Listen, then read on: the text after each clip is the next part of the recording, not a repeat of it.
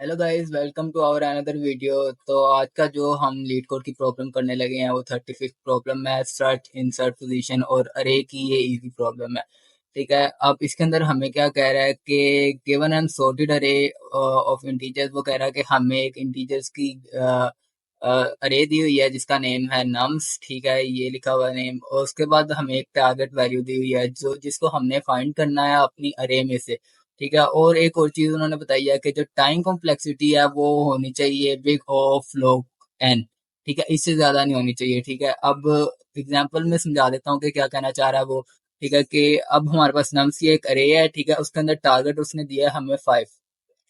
इसमें से हमने 5 फाइंड करना, और उसकी जो भी हमारे पास पोजीशन होगी ना वो हमने आउटपुट में डिस्प्ले करवा देनी है। ठीक है, तो देखते हैं कि 5 हमारे पास कहाँ पर आ रहा है। नंबर 0, 1, 2, नंबर 2 पर आ रहा है, तो आउटपुट पे हमने 2 उनको डिस्प्ले करवा दिया। ठीक है, उसके बाद हमारे पास क्या आ रहा है, टारगेट अब 2 आ रहा है। ठीक है, अब 2 हमने देखना है कि किस पोजीशन में आ सकता है। ठीक है जी, 0, 1, 1 के बाद आ सकता है 2। ठीक है जी, 3 से पहले आता है, और 1 मीन्स के क्या पोजीशन होगी 2 की, 0, 1। आउटपुट में हमने 1 डिस्प्ले करवा दिया। ठीक है, ऐसे ही नम्स 3 है। हम इसको कैसे कर सकते हैं, क्योंकि टाइम कॉम्प्लेक्सिटी को मद्देनजर रखना है हमने, तो हम इसके लिए अप्रोच यूज कर सकते हैं, वो है बाइनरी सर्च।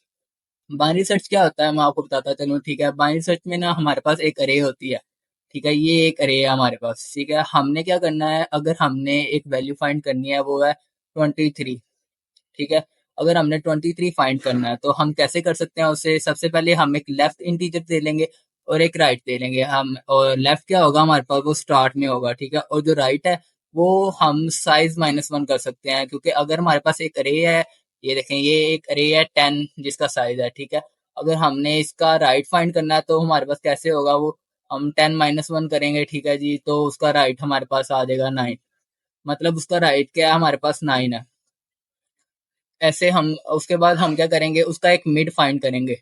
ठीक है, अगर हमारे पास जो टारगेट वैल्यू है वो क्या, हमारे पास 23। टारगेट वैल्यू हमारे पास 23 है। अगर हम क्या कहते हैं कि टारगेट वैल्यू मिड से भरी है।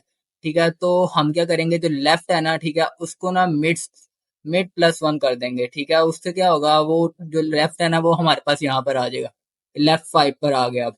ठीक है, अब हम दोबारा देखेंगे, अगर टारगेट वैल्यू, अब हमने दोबारा इसका मिड निकालना है। ठीक है, लेफ्ट का और राइट का। ठीक है, अब हमने मिड निकालना है दोबारा। ठीक है, अब हम मिड क्या निकालेंगे, अब हमारे पास मिड आ रहा है 56। ठीक है, जो कि 7 पर है। अब हमने देखना अपनी टारगेट वैल्यू को। अगर हमारी टारगेट वैल्यू राइट से मीन्स के छोटी है और लेफ्ट से मीन्स के आगे है ना, तो हमने क्या करना है कि जो अब वो होगा राइट, ठीक है, उसको हमने कर देना है कि लेफ्ट मिड -1। ठीक है, मिड -1 क्या होगा, 7 है, 7 - 1 होगा, वो 6 पर आ जाएगा मिड।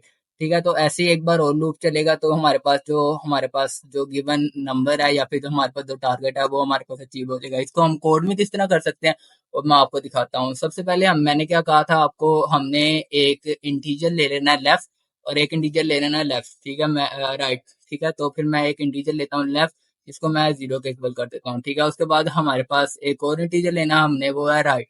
राइट मैंने कहा था कि जो है मिड -1 होगा, मिड मीन्स के साइज -1 होगा जो भी नम्स की अरे। मैं लिख देता हूँ नम डॉट साइज।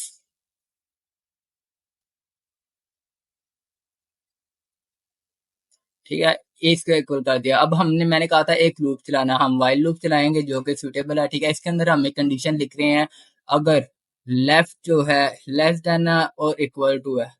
लेस देन और इक्वल टू किसके है, राइट के। तो हमने क्या करना है, हमने सिंपल आगे चले जाना है और हमने एक मिड को इनिशियलाइज कर देना है। ठीक है, मैं मिड निकालने के लिए एक फार्मूला लगा देता हूँ। ठीक है, int mid is equal to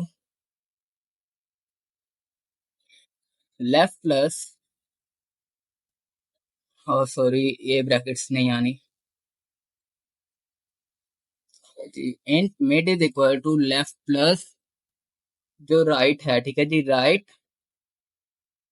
minus left divided by 2। ठीक है जी, ये मिड निकालने का फायदा जो भी हमारे पास फार्मूला है। ठीक है, उसके बाद हम एक कंडीशन लगाते हैं, अगर ठीक है जो हमारे पास टारगेट वैल्यू है, ठीक है, वो हमारे पास मिड में ही है। ठीक है, तो मैं क्या करता हूँ, अगर हमारी टारगेट वैल्यू, ठीक है, वो हमारे पास डबल इक्वल टू मिड में ही है, तो मैं क्या करता हूँ, जो रिटर्न करवा देता हूँ मिड।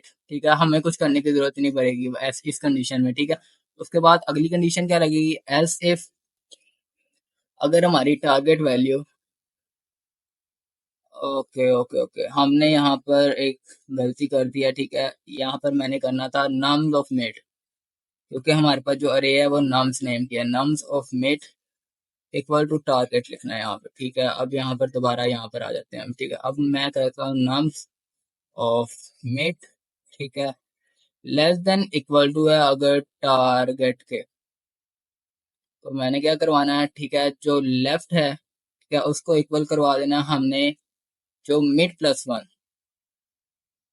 ये मैं पीछे बताता आया हूँ आपको, ठीक है। इसको अपना कोड में कर रहा हूँ, ठीक है। उसके बाद दोबारा मैंने क्या करवाना है, एस एस लिखा मैंने, ठीक है। उसके बाद मैं क्या करवा रहा हूँ, अगर ऐसा नहीं है, अगर ऐसा भी नहीं है, तो फिर मैं करता हूँ right is equal to mid minus one, mid minus one, ठीक है, ये कर दिया। और लास्ट में जब लूप खत्म होगा, मेरा लूप यहाँ पर खत्म हो रहा है, तो मैंने यहाँ पर करवा देना है रिटर्न लेफ्ट, ठीक है जी। ये हमारा कोड था, मैं इसे रन करके देख लेता हूँ, अगर कोई प्रॉब्लम होती है तो मैं आपको बता देता हूँ।